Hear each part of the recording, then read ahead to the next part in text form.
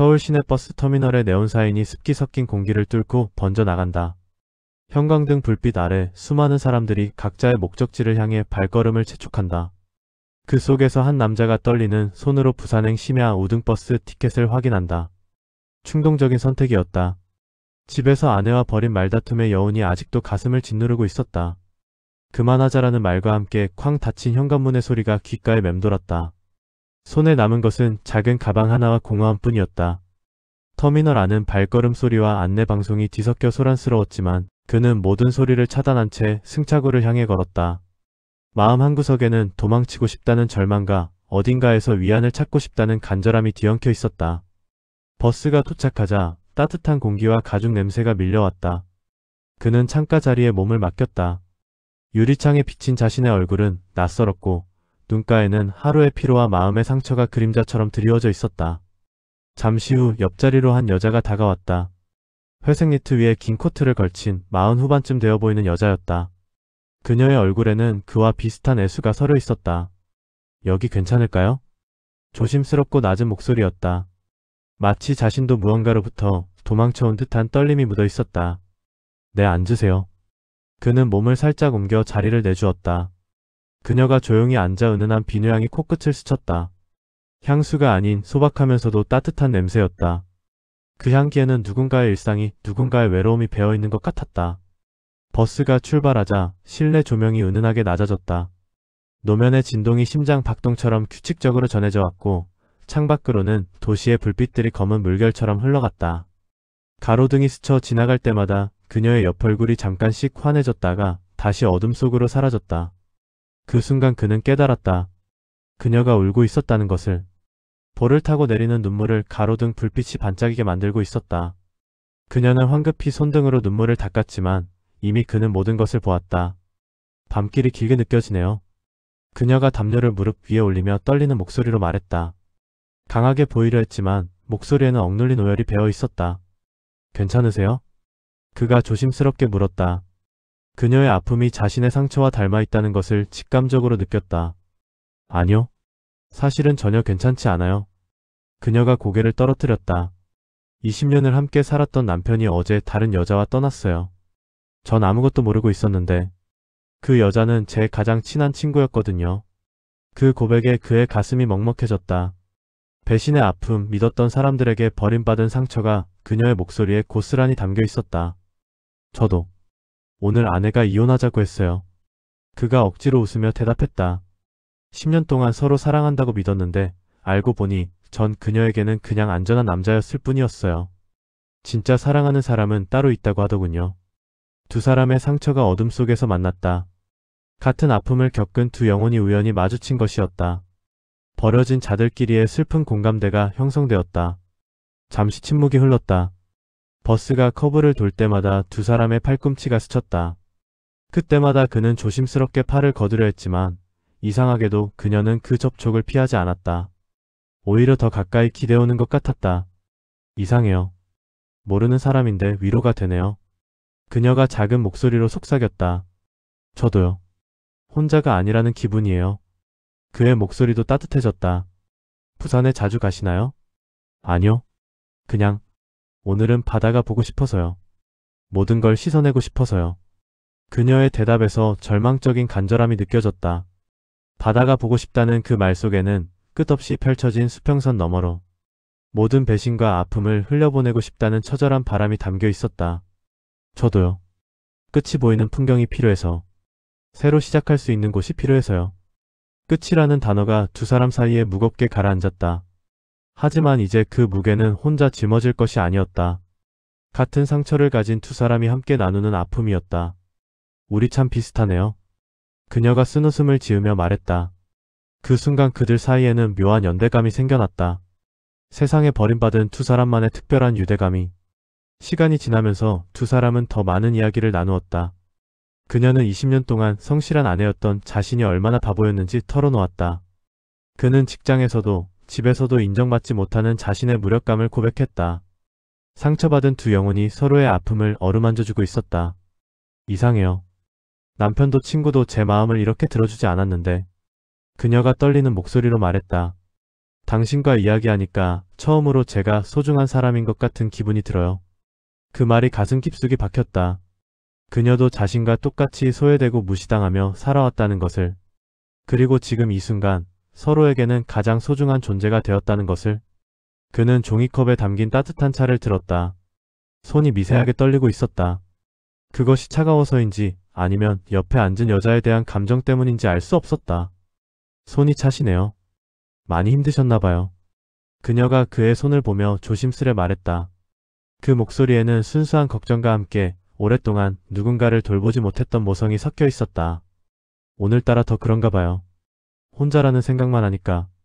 그녀는 자신의 따뜻한 컵으로 그의 찬 손을 감싸주었다. 짧은 손길이었지만 그 순간 마음은 눈물이 날 정도로 따뜻해졌다. 아내는 한 번도 그의 차가운 손을 이렇게 따뜻하게 감싸준 적이 없었다. 저도 20년 동안 혼자였어요. 남편이 있었는데도. 그녀의 눈에 다시 눈물이 맺혔다. 처음으로 누군가 제게 관심을 가져주네요. 버스가 곡선 도로를 돌 때마다 두 사람의 어깨가 가까워졌다. 처음에는 우연이라고 생각했다. 하지만 그녀가 피하지 않는 것을 보며 그것이 단순한 우연이 아니라는 것을 깨달았다. 세상에서 버림받은 두 사람이 서로에게서 위로를 찾고 있는 것이었다. 당신 같은 분을 왜 안 해보니? 그녀가 말을 멈췄다. 하지만 그 미완성된 문장이 더 많은 것을 말해주었다. 당신도요. 20년을 함께한 남편이 어떻게? 그도 말을 잇지 못했다. 두 사람 모두 상대방이 왜 버림받았는지 이해할 수 없었다. 그리고 그 이해할 수 없음 자체가 서로에 대한 소중함을 더욱 부각시켰다. 그는 창밖을 바라보며 마음을 진정시키려 했다. 하지만 옆에서 전해오는 그녀의 체온과 향기, 그리고 무엇보다 그녀가 자신을 바라보는 따뜻한 시선이 이성을 마비시켰다. 죄책감과 욕망이 가슴속에서 격렬하게 충돌했다. 이러면 안 돼. 하지만 언제 이런 기분을 느껴봤지? 피곤하시죠? 제 어깨에 기대세요. 그녀의 낮은 속삭임이 귓가에 스쳤다. 그 목소리에는 순수한 배려와 함께 자신도 모르는 갈망이 섞여 있었다. 그는 망설였다. 하지만 그녀의 따뜻한 시선을 받으며 천천히 어깨를 기댔다. 그 순간 오랫동안 얼어붙었던 마음의 어딘가가 녹기 시작했다. 버스가 시골길을 달리며 가로등 불빛이 드문드문 스쳐갔다. 어둠이 짙어질수록 두 사람 사이의 공기는 더욱 무거워졌다. 그녀의 어깨에 기댄 그는 처음으로 오랫동안 잊고 있던 평안함을 느꼈다. 당신은 정말 좋은 사람이에요. 그녀가 그의 머리를 쓰다듬으며 속삭였다. 이렇게 따뜻한 사람을 왜 아내분이 몰라봤을까요? 그 말과 함께 그녀의 손가락이 그의 머리카락을 부드럽게 어루만졌다. 20년 동안 아내도 해주지 않았던 다정한 애무였다. 그는 눈을 감고 그 감촉에 몸을 맡겼다. 저도 당신 같은 분을 만났다면 달랐을 텐데. 그가 작게 중얼거렸다. 그 말이 입 밖으로 나오는 순간 둘 사이의 공기가 변했다. 그녀의 손길이 잠시 멈췄다가 다시 움직였다. 이번에는 그의 어깨를 그리고 팔을 따라 천천히 내려왔다. 마치 그가 실제하는지 확인하는 듯한 조심스러운 터치였다. 우리 잘못된 걸까요? 그녀가 떨리는 목소리로 물었다. 하지만 그 질문 자체가 이미 선을 넘고 있다는 것을 의미했다. 모르겠어요. 하지만 이렇게 누군가를 간절히 원한 적이 없었어요. 그의 정직한 고백이 어둠 속으로 스며들었다. 버스 승객들은 모두 잠들어 있었다. 뒤쪽 좌석들은 텅 비어 있었고 앞쪽에서는 낮은 콧소리 소리만 들려왔다. 두 사람만을 위한 은밀한 공간이 만들어진 것이었다. 저기, 뒤쪽 좌석으로 옮겨볼까요? 더 편하게 쉴 수 있을 것 같은데. 그녀가 제안했다. 그 말 속에는 단순히 편안함 이상의 의미가 담겨 있었다. 그는 고개를 끄덕였다. 더 이상 거부할 이유도 거부할 힘도 남아있지 않았다. 두 사람은 조용히 일어나 버스 맨 뒤쪽의 넓은 좌석으로 이동했다. 뒤쪽 좌석은 더욱 어둡고 조용했다. 창밖 풍경도 보이지 않아 마치 세상과 단절된 공간 같았다. 그녀가 그 옆에 바짝 붙어 앉았을 때 그는 자신의 심장 소리가 버스 엔진 소리보다 크게 들리는 것 같았다. 이렇게 가까이 있으니까 더 실감이 나네요. 그녀가 그의 손을 잡으며 말했다. 제가 정말 버림받은 게 아니라 새로운 시작을 위해 자유로워진 건지도 몰라요. 그녀의 손은 따뜻하고 부드러웠다. 결혼 반지가 없는 것을 보니 벌써 모든 것을 정리한 모양이었다. 그것이 오히려 그에게는 더 큰 충격이었다. 그녀에게는 정말 잃을 것이 없다는 뜻이었으니까. 저는 아직 반지를 끼고 있네요. 그가 자신의 왼손을 바라보며 쓴웃음을 지었다. 그녀가 부드럽게 그의 손을 잡고 반지를 바라보았다. 그리고 조심스럽게 그것을 빼내어 그의 가슴 주머니에 넣어주었다. 오늘 밤만은 그냥 한 남자로 있어보세요. 그녀의 속삭임이 그의 귓가를 스쳤다. 그 순간 모든 이성과 도덕적 판단이 무너져 내렸다. 버스의 소음과 진동은 오히려 그들만의 세계를 보호해주는 방패 같았다. 다른 승객들은 모두 잠들어 있었고 운전기사는 멀리 떨어진 전방만을 바라보고 있었다. 짧은 터치와 속삭임, 조심스러운 손길이 이어지면서 그의 몸과 마음은 점점 그녀에게 기울었다. 매 순간이 위험했지만 동시에 황홀했다. 이것은 꿈일까 현실일까? 그는 자신에게 물었다. 하지만 그녀의 따뜻한 숨결과 부드러운 손길은 분명히 현실이었다. 금지된 현실이었다. 죄책감이 파도처럼 밀려왔다가 다시 빠져나갔다. 집에서 기다리고 있을 아내의 얼굴이 떠올랐다가 사라졌다.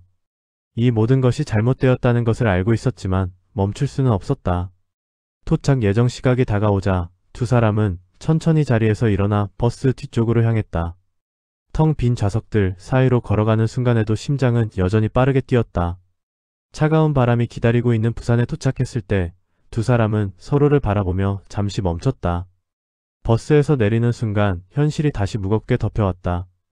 여기서 헤어져야겠죠. 그가 먼저 말했다. 하지만 그 말에는 확신이 없었다. 정말 그렇게 하고 싶으세요?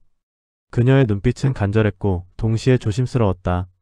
그 눈 속에는 자신과 같은 갈등과 갈망이 서려 있었다. 결국 두 사람은 조용히 택시를 잡아 바닷가 근처 호텔로 향했다. 차 안에서는 말없이 손끝이 서로를 찾았고 짧은 침묵 속에서 이미 답은 정해져 있었다. 새벽 바닷바람이 창문 너머로 불어왔다. 파도 소리가 끊임없이 들려왔고 그 소리는 두 사람의 마음을 더욱 흔들었다. 호텔 방 창가에 서서 바다를 바라볼 때 그는 속삭였다. 오늘만은 그냥 한 남자로 있고 싶어요. 그 말 속에는 모든 것이 담겨 있었다. 남편이라는 역할에서, 사회적 책임에서, 도덕적 굴레에서 벗어나고 싶다는 간절한 바람이. 그녀는 대답 대신 그를 더욱 단단히 끌어안았다. 그 포옹 속에는 위로와 이해, 그리고 같은 아픔을 나누고 싶다는 마음이 담겨 있었다. 파도와 바람이 그들만의 세계를 감싸며 두 사람은 서로의 온기 속에서 잠시나마 외로움을 잊었다. 하지만 그 아름다운 순간들 속에서도 죄책감은 그림자처럼 따라다녔다. 아침 햇살이 창가로 스며들었을 때 그는 그녀의 품속에서 눈을 떴다. 고요하지만 따뜻한 순간이었다. 어젯밤의 기억들이 파노라마처럼 스쳐갔다. 그녀도 눈을 떴다. 두 사람은 말없이 서로를 바라보았다. 그 시선 속에는 후회와 그리움이 복잡하게 얽혀 있었다. 이제 정말 돌아가야겠네요. 그녀가 먼저 말했다. 목소리에는 체념과 슬픔이 배어 있었다. 그래야겠죠. 그도 고개를 끄덕였다.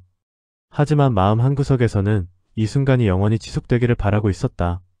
두 사람은 각자의 길로 돌아가야 했다. 그는 서울로, 그녀는 자신의 일상으로. 버스터미널에서 마지막으로 악수를 나누며 서로의 이름도 묻지 않았다. 이름을 알게 되면 더 아파질 것 같았기 때문이었다. 안녕히 가세요. 당신도요.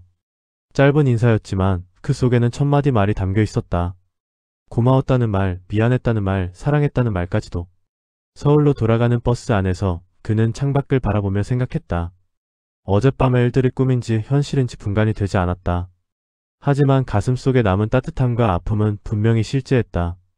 집에 도착해서 아내를 마주했을 때 그는 평소와 다름없이 행동했다. 하지만 마음 한구석에는 비밀이 자리 잡았다. 죄책감과 그리움이 뒤섞인 결코 지울 수 없는 기억이. 그 후로도 그는 종종 부산의 바다를 떠올렸다. 파도 소리와 함께 그녀의 체온을, 그녀의 속삭임을 기억했다.